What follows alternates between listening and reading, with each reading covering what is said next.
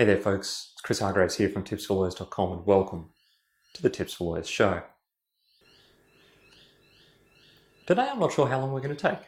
I don't think it'll take too long. What I wanted to do was give you some straightforward tips that you can take away right now and you can start drafting better legal letters. It's as simple as that. Most lawyers want to draft better, they want to write better, they want to communicate better, but how do they actually go about doing it? Well, today I'm going to give you some simple strategies to actually get you through from formulating what you need to do to the end, and there aren't going to be that many of them. It's really going to be quite straightforward. Let's start with the obvious. The first point is you need to have a point. If you don't know what the point of your letter is, if you don't know what the absolute total point of the letter is, then you aren't going to write a very good letter. You're going to waffle, you're going to not know where you're headed, you're not going to know what you're doing. So I strongly encourage you, have a point. Actually define the point. You don't need to write it down, but you need to think, what is the point of this letter? What am I hoping to achieve? Are you hoping to make a point? Are you hoping to persuade someone with something? Are you hoping to get some information? Are you hoping to respond to something? What is the point of the letter that you are actually seeking to make? The second thing is this, and it's particularly the case for longer legal letters. What you want to do is you want to actually have a framework. You want to have a shape. You want to have an arc. If you were writing a book, then you would have an arc. You would have a beginning, an introduction, a middle where the substance and the content was, and an end where you tied up the loose ends. In the case of a legal letter, that's not what you're going to do. Necessarily, what you're going to have is you're going to have a framework by which you establish the point that you articulated in the first step. So if you have a point, then you might have a number of issues that you need to address in order to get to that point. You can go through those issues. Now, I want to caution you here, we're going to come back to this in the next step, which is to avoid going over the top. Think of it fairly draconian-like. What are you actually hoping to achieve, and what do you need to achieve to do that? Not just what would be nice to put in there. In particular, think, do I need this section only for butt covering, or do I need it for some kind of actual tangible purpose? So, number 2 is have a framework for your communication.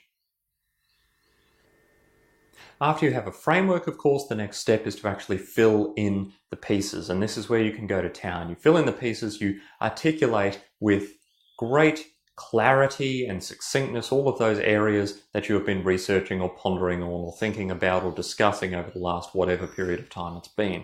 Now, with this particular situation, though, what you're going to be inclined to do is you're going to be inclined to write more than you have to. Again, keep referring back to the point.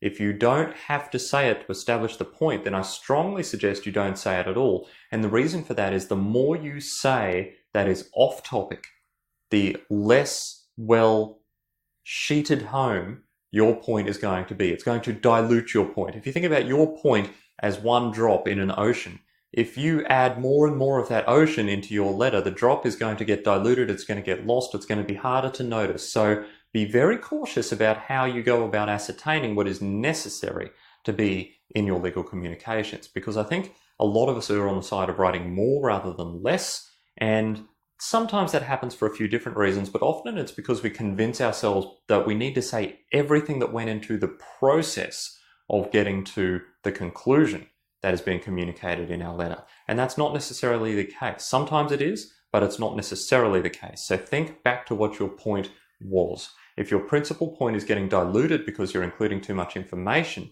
then consider what actually needs to be included versus doesn't need to be included. And the fourth and final thing I want to encourage you to do today is to put the letter down. After you've written it, don't just put it into the mail or up to your partner for signing or something. Put it down for half an hour, unless it's urgent, obviously. Put it down for half an hour to half a day and think about other things. Then come back to it, reread it. That is when you will catch the typos. That is where you will catch these issues that have crept in that are perhaps diluting your point. This is where you will catch those redundant phrases that we so happily and automatically put into things like we note that and we advise that, and you'll notice all the Latin if you're of a ilk that's going to do that. Now, what you need to do is you need to put it down, you need to let your brain occupy it with something else, and then you need to come back fresh, if at all humanly possible, and you need to reread it word for word, and you need to actually then go through it referring back to the point.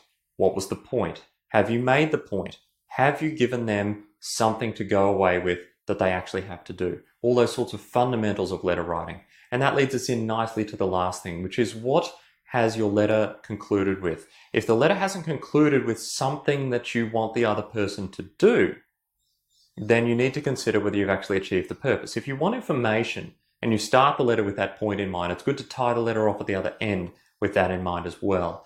As if with anything, if you want a demand, then put a time frame on it for a response. If you want someone to provide you or respond to you, then put a time frame on it for a response. And this is so for two reasons. Firstly, so they know what it is you want them to do, and so that you can put it in your diary as to when to follow them up next. So that is the 5, turns out it was 5, that is the 5 fairly straightforward ways that you could improve your letter writing out of sight very simply by following those 5 steps. And I encourage you to do it. If you've got any other tips, let us know in the comments. Otherwise, that's it for today.